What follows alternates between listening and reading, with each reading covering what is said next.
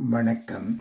கேடி Ottawa என்ற இந்த சேனலுக்குரிய இப்பதிவினை முதற்தடவை பார்ப்பவர்கள் அல்லது ஏற்கனவே பார்க்க தவறியவர்கள் சப்ஸ்கிரைப் பண்ணி பார்க்கும்படி தயவுடன் கேட்டுக்கொள்கிறேன்.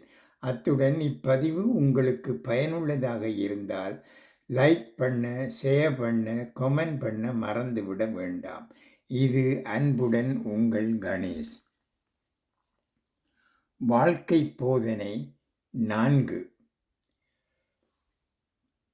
4 நபர்களை புறக்கணிக்காதே. மடையன், சுயநலக்காரன், முட்டாள், ஓய்வாக இருப்பவன். 4 நபர்களுடன் தோழமை கொள்ளாதே. பொய்யன், துரோகி, பொறுமைக்காரன், மமதை பிடித்தவன். 4 நபர்களுடன் கடினமாக நடக்காதே. அனாதை, ஏழை, முதியவர், நோயாளி. 4 நபர்களுக்கு உனது கொடையை தடுக்காதே. மனைவி, பிள்ளைகள், குடும்பம், சேவகன். 4 விஷயங்களை ஆபரணமாக அணி. பொறுமை, சாந்த குணம், அறிவு, அன்பு.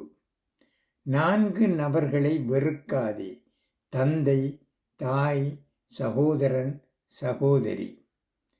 4 விஷயங்களை குறை. உணவு, தூக்கம், சோம்பல், பேச்சு. 4 விடயங்களை தூக்கி போடு.